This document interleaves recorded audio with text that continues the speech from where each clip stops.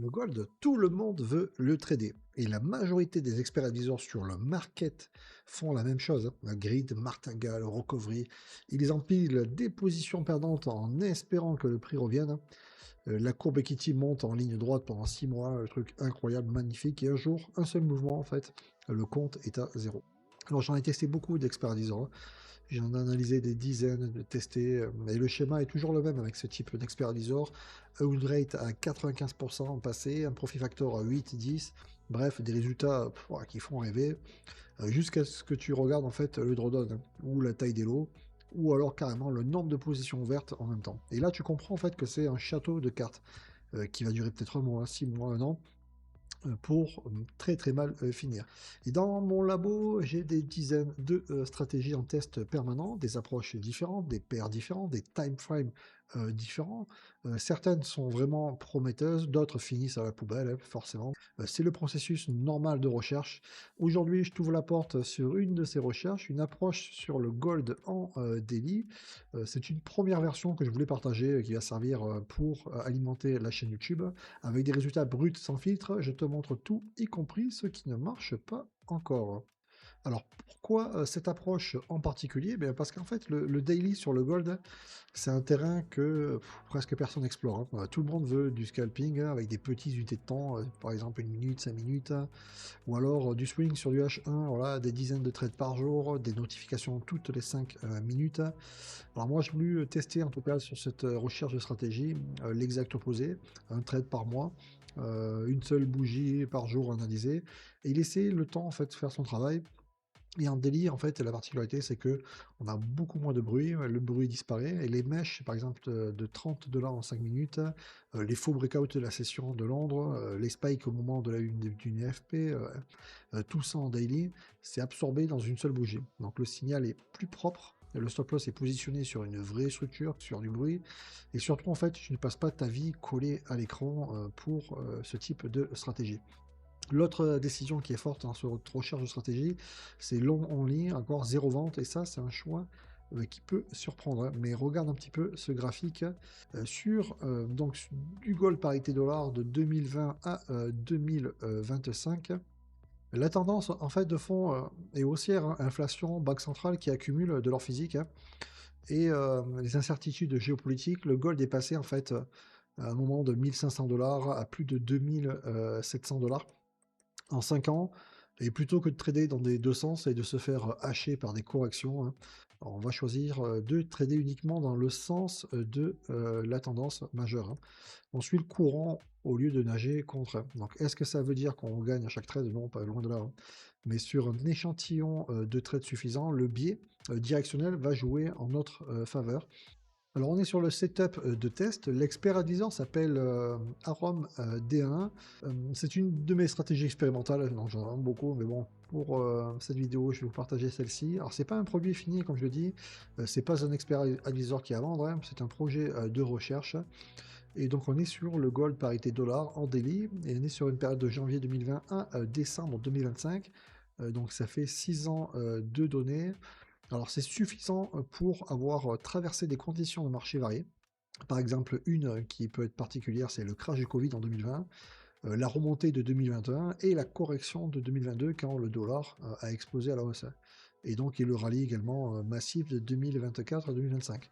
On a un dépôt initial de 100 000 $, une modélisation de chaque tick pour du daily. Par contre, c'est autre chose. Qualité d'historique, c'est à 99%. Et donc, le levier là est à 1 pour 500. Et on est donc sur des conditions de test sérieuses. L'approche de cette stratégie va reposer sur deux composantes, une tendance et momentum. Alors, pas d'indicateur exotique qui a été implémenté dedans, pas de réseau de neurones, pas d'intelligence artificielle non plus dans celle-ci, hein. On va se baser sur des maths simples.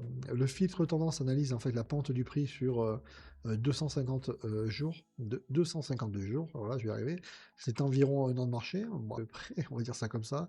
On standardise cette pente pour la rendre comparable dans le temps, d'accord? Et si la pente est positive et significative, le marché est en tendance haussière, d'accord?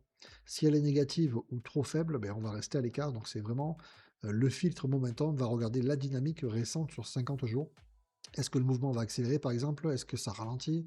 Est-ce qu'il y a de l'énergie dans le prix ou est-ce qu'on est dans une phase qui est plutôt molle? Alors les deux composantes sont combiné avec des poids, donc 60% pour la tendance, 40% pour le momentum, donc on a vraiment quelque chose qui était un peu travaillé, et ça donne sur un score global entre 0 et 1, et quand le score dépasse 0,58, dans ce cas-là, l'expert du va ouvrir un achat et pas avant. Donc pourquoi 0,58 et pas 0,5?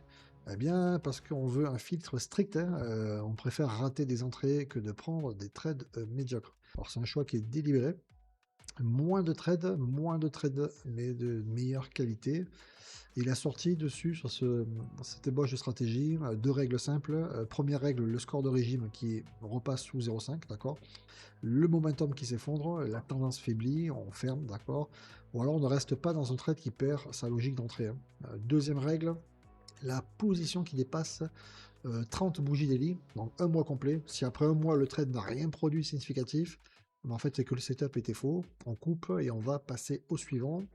Au niveau de la gestion du risque, 2% capital par trade, stop loss 2 fois la T en 14 périodes, donc c'est relativement large, mais en daily, il faut vraiment laisser respirer, hein. Un stop trop serré, eh bien, se fait toucher par le bruit normal de la journée. Et un trading stop de 3,5 fois l'ATR qui s'active vraiment uniquement après que le prix a bougé un ATR en notre faveur. Donc vraiment l'idée est claire, on laisse courir les gagnants, on coupe vite les perdants.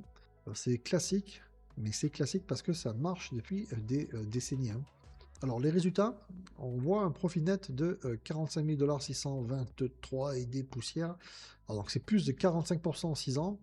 Alors c'est pas un expert advisor en miracle à 300% par an. Et c'est exactement ça dans cette approche qui me plaît pour cet expert advisor. Parce que les experts advisors à 300% par an, je les ai testés, hein. Ils finissent tous au même endroit à zéro. Ici on est sur quelque chose, une approche raisonnable, plutôt crédible et tenable dans la durée. Facteur de profit 1,89. Donc pour chaque dollar perdu, l'expert disant on a récupéré 1,89. On est au-dessus de 1,5, donc c'est relativement sain. Au-dessus de 2, ben, c'est très bien. Voilà, on est entre les deux quand même, hein. Donc il y a encore une marge de progression, d'accord, mais les fondations sont là dans l'approche stratégique, hein. Le ratio de Sharpe, il est à 0,95, presque 1. Le rendement, il est ajusté au risque, est correct, d'accord. Alors, c'est pas un Sharp A2 comme certains experts advisors l'affichent, mais un Sharp A2 sur un expert advisor martingale, ça veut strictement rien dire. Et si le 0,95 il est propre, parce qu'en fait, c'est le risque réel et mesuré. Le facteur de récupération, on peut le voir, il est à 2,56. Donc, l'expert advisor a généré 2,5 fois son pire drawdown de profit. Ça veut dire qu'il se remet de ses pertes et c'est un signal de résilience qu'on veut vraiment voir dans ses recherches de stratégie, hein. Donc par contre, on a 69 trades en 6 ans, un par mois environ. C'est le rythme du daily, hein, on ne force rien. On n'invente pas des setups qui n'existent pas. Et là, le chiffre qui fait vraiment peur aux débutants, c'est le win rate à 43%. Donc en fait, moins d'un trade sur deux est gagnant. Et la majorité des gens qui voient ça, eh ben, ils vont fermer la page. Ils veulent 80% de win rate, 90% voire. Sauf qu'en fait, le win rate élevé cache toujours le même piège, des petits gains, des pertes énormes, ou alors de la martingale déguisée. 43% de win rate, c'est la signature, hein, bien souvent des stratégies de trend following, hein. On accepte de perdre souvent, mais quand on gagne, on va gagner gros. Donc là, le gain moyen, il est de 3223 $, hein, d'accord, on voit ici. Et la perte moyenne, elle est de 1308 $. Donc le ratio, c'est de 2,46 pour 1. Donc pour chaque dollar risqué, il y a dans ce test 2,46 $ qui récupère en moyenne. Et ça, c'est ce ratio qui va faire tourner le système. C'est pas le win rate, hein. Autre chose, c'est le chiffre vraiment le plus parlant, c'est le plus gros trade gagnant. Il est à 19 244 $. Donc sur un seul trade, et c'est 42% du profit total qui vient d'un seul mouvement. Alors ça, c'est vraiment la nature profonde du trend following, hein. Tu encaisses 30 petites pertes pour capturer la tendance qui paie tout. Alors le drawdown, en fait, c'est là en fait où je suis le plus critique avec cette version. 13 000 $. Bon, 13 570 $ de drawdown max, ça fait 12,7%, le drawdown relatif monte à 16% ici. En prop firm, par exemple, pour une approche prop firm avec une limite de drawdown à 10%, cet expert user tel qu'il est actuellement, il ne passe pas. Il te fait éliminer, déjà pour en termes de drawdown max, mais aussi le nombre de trades aussi qu'on peut avoir. Si c'est réellement un par mois, ça va. Il faudrait descendre à 2 à 1%, d'accord. Ça diviserait le drawdown par deux, certainement, au niveau de l'approche stratégique, mais ça diviserait aussi les gains.